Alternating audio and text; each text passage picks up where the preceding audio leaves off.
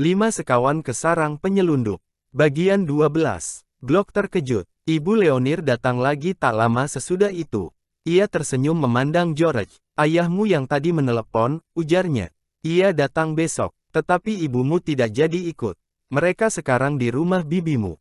Ibumu tinggal di situ, karena ia merasa harus membantu bibimu yang sedang kurang sehat.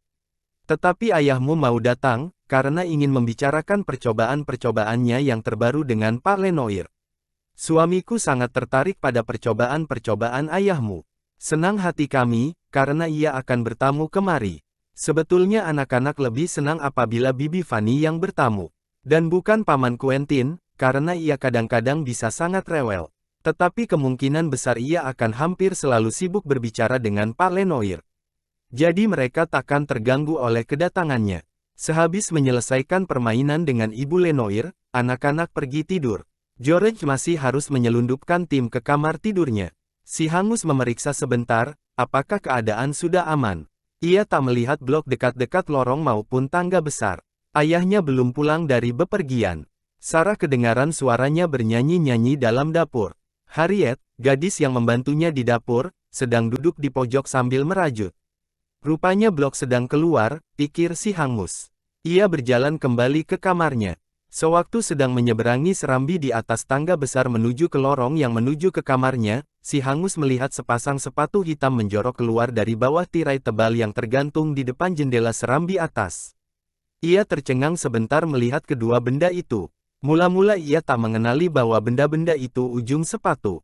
Tetapi kemudian ia nyengir. Rupanya blok menduga bahwa ada anjing tersembunyi di sini, dan setiap malam tidurnya di kamar George atau Julian.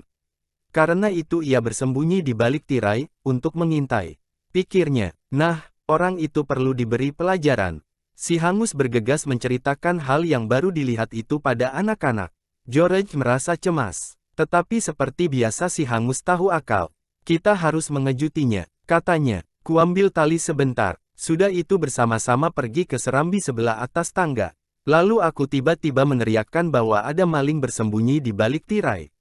Aku menerpa blok, lalu kuhujani pukulan. Kemudian dengan bantuan Julian dan Dick, akan kuselubungi tubuhnya dengan tirai, yang dengan sekali sentak pasti akan ambruk menimpanya. Anak-anak tertawa mendengar rencana itu. Pasti asyik nanti, menjebak blok. Orangnya memang tak menyenangkan. Tak ada salahnya jika sekali-sekali diberi pelajaran pahit. Dan sementara kalian sedang sibuk dengannya, aku menyelinap lewat dengan tim, kata George. Mudah-mudahan saja tim tidak ingin ikut-ikut nanti. Jangan-jangan digigitnya kaki blok. Kalau begitu pegang kalungnya erat-erat, kata Julian. Dan cepat masukkan ke dalam kamarmu. Nah, sudah siap. Mereka sudah siap. Dengan hati berdebar-debar, mereka menyelinap dalam lorong yang menuju pintu ke beranda atas tempat blok bersembunyi.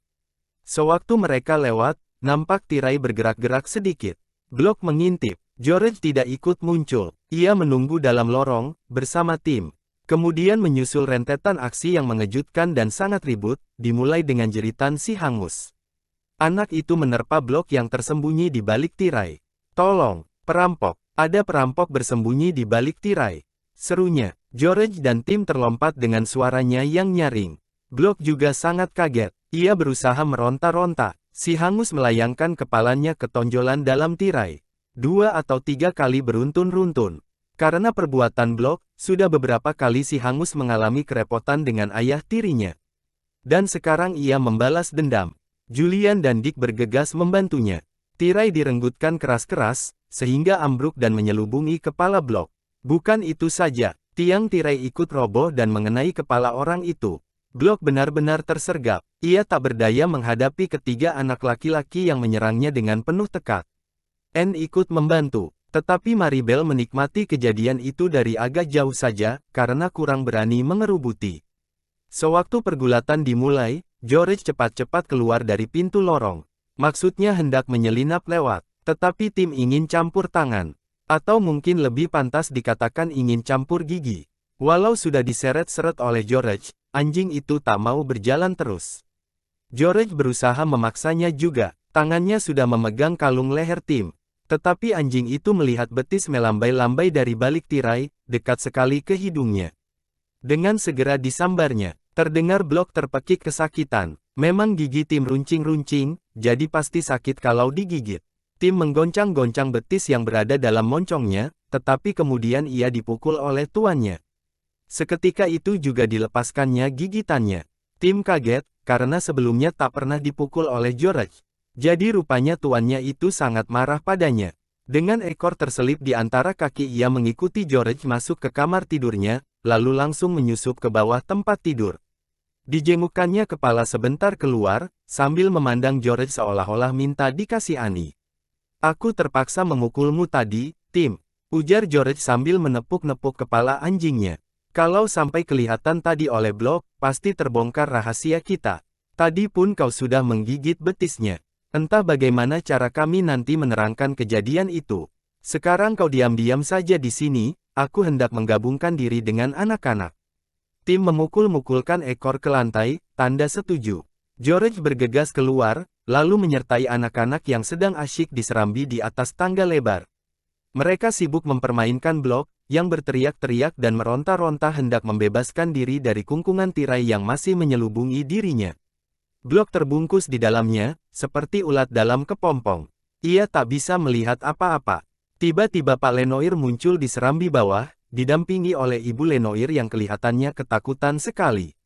"Ada apa di atas itu?" bentak ayah tiri si Hangus dengan suara keras. "Sudah gila kalian rupanya, ribut-ribut di tengah malam. Kami menangkap perampok, lalu mengikatnya erat-erat," kata si Hangus dengan napas terengah-engah. Pak Lenoir bergegas naik tangga yang lebar. Sekali lompat, dua anak tangga dilewatinya. Dilihatnya sosok tubuh yang meronta-ronta di lantai, terikat erat dalam tirai yang membungkus. "Perampok," katanya, "maksudmu pencuri barangkali. Di mana kau menemukannya?" "Sedang bersembunyi di balik tirai, Pak Lenoir," kata Julian. "Tapi kami berhasil menyergapnya, lalu mengikat erat-erat sebelum ia bisa melarikan diri. Anda panggil saja polisi sekarang." Menyusul perkataan anak itu, terdengar suara menjerit dari dalam bungkusan tirai. "Lepaskan aku digigit, lepaskan aku," teriak suara itu. "Astaga, Blok rupanya yang kalian sungkup di dalam tirai," kata Pak Lenoir dengan terkejut serta marah. "Cepat, lepaskan dia." "Tapi, tak mungkin Blok yang kami tangkap, ayah," kata si Hangus membantah. "Orang ini tadi bersembunyi di balik tirai." "Lakukan perintahku," bentak Pak Lenoir. Cepat-cepat memandang ujung hidungnya.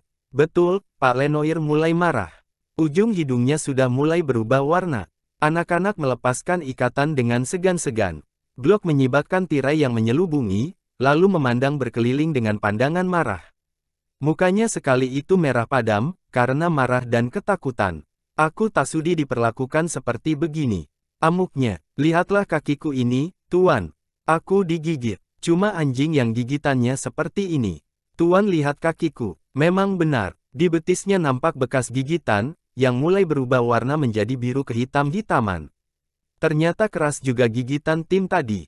Di sini tak ada anjing," kata Ibu Lenoir, yang sementara itu sudah menyusul ke atas. Ibu si Hangus dan Maribel nampak ketakutan. "Tak mungkin kau digigit oleh anjing, Blok. Kalau begitu siapa yang menggigitnya tadi?" tanya Pak Lenoir, sambil menatap istrinya dengan galak. "Mungkinkah aku yang menggigitnya, sewaktu ribut bergumul tadi?" kata si Hangus dengan tiba-tiba. Anak-anak tercengang, tetapi dalam hati juga sangat geli. Anak itu berbicara bersungguh-sungguh, dengan air muka yang menunjukkan kecemasan hati. "Aku sering lupa diri, kalau sedang marah, ayah. Jadi mungkin aku yang menggigitnya tadi." "Jangan suka omong kosong," kata Pak Lenoir jengkel. "Kalau benar kau suka menggigit orang, akan kupukul nanti. Ayo bangun, Blok, kau tidak luka parah."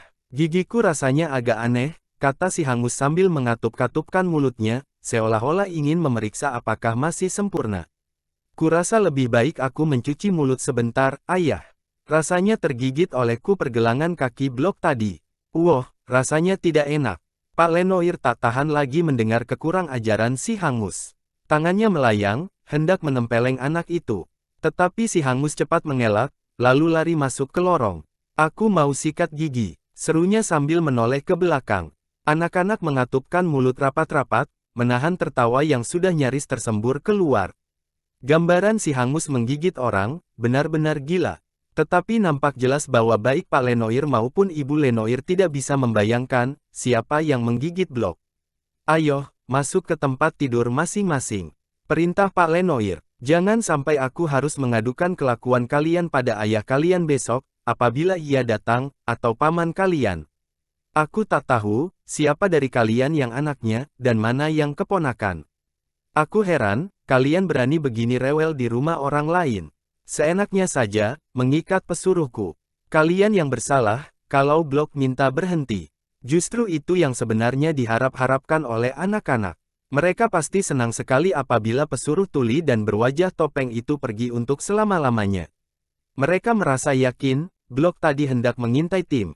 Dan ia pasti akan terus mengintai-intai kesempatan menjebak anjing itu, atau menyusahkan salah seorang dari mereka. Tetapi keesokan harinya ternyata Blok masih ada. Ia masuk ke ruang belajar membawa sarapan. Mukanya hampir tak menampakkan gerak perasaan, seperti biasanya. Hanya si Hangus saja yang diliriknya dengan pandangan jahat. Tunggu saja, ancamnya dengan suara lembut tetapi menyeramkan. Tunggu saja nanti, kapan-kapan kau akan celaka, ya, dan anjing itu juga. Aku tahu, kalian mempunyai anjing di sini. Kalian tak bisa mengelabui diriku. Anak-anak tak menjawab, mereka hanya saling berpandangan. Si Hangus mengetuk-ketukkan garpu ke meja, memainkan irama riang. Wah, wah, seram benar ancamannya, kata si Hangus. Kau sendiri juga harus jaga-jaga, Blok. Kalau berani mengintip-intip lagi, tahu-tahu akan terikat kembali. Dan aku juga mungkin akan menggigitmu sekali lagi. Gigiku gatal pagi ini, sudah ingin menggigit. Sambil berkata begitu si Hangus menyeringai. Ditunjukkannya gigi pada Blok, tetapi orang itu tak menjawab. Ia hanya memandang, seolah-olah tak sepatah pun dari perkataan si Hangus didengarnya. Kemudian ia keluar, sambil menutup pintu pelan-pelan. Orangnya jahat, ya, kata si Hangus. George merasa cemas. Ia takut pada Blok. Matanya yang selalu setengah tertutup memancarkan sinar dingin, licik dan jahat. George ingin Tim bisa selamat lagi di luar rumah itu. Dan pagi itu George terkejut. Sekali, si Hangus datang dengan wajah tegang. Hei, ayahmu kalau datang nanti akan tidur di kamarku, katanya. Aku harus tidur bersama Julian dan Dick. Saat ini Blok sedang sibuk memindahkan pakaianku dari kamarku ke kamar mereka, dengan dibantu oleh Sarah. Mudah-mudahan kita mendapat kesempatan menyelundupkan Tim keluar, sebelum ayahmu datang. Astaga, seru George. Ia terkejut, dan sekaligus juga bingung. Ku coba saja mengeluarkannya sekarang juga. George masuk ke lorong. Ia pura-pura hendak mengambil sesuatu barang di kamar Maribel. Ternyata Blok masih ada dalam kamar si Hangus. Sepagi itu ia sibuk merapikan tempat di situ. George merasa cemas mengingat Tim. Pasti ia sudah bertanya-tanya dalam hati, mengapa tuannya tidak datang sepagi itu. Mungkin ia sudah kepingin jalan-jalan. Tetapi Blok masih selalu ada dalam kamar si Hangus. Sepanjang pagi George menunggu di sekitar lorong, sampai terganggu langkah Sarah yang sibuk memindah-mindahkan pakaian si Hangus ke kamar yang ditempati oleh Julian. Berulang kali Blok menatap George dengan pandangan ganjil. Ia berjalan terpincang-pincang, untuk memamerkan bahwa kakinya sakit karena kena gigit. Akhirnya Blok pergi juga. George bergegas masuk, tetapi hampir seketika itu juga Blok masuk kembali ke dalam lorong. George melejit masuk ke kamar Maribel. Sekali lagi Blok keluar. Dan sekali lagi anak perempuan yang sudah kebingungan itu cepat-cepat menyelinap ke kamar si Hangus. Tetapi sebelum ia sempat membuka lemari, Blok sudah ada lagi dalam kamar. Apa yang kau cari dalam kamar ini? Tanya Blok dengan kasar. Ayo keluar. Aku sudah payah-payah membersihkan sepanjang pagi, sekarang akan kau acak-acak lagi. George keluar. Di situ ia menunggu sampai Blok pergi lagi. Sebentar lagi ia harus mengurus hidangan makan siang. Akhirnya Blok keluar. George bergegas mendekati pintu kamar si Hangus. Ia sudah tak sabar lagi, ingin melihat Tim. Tetapi ia tak bisa membuka pintu, karena terkunci. Dan anak kuncinya dibawa oleh Blok.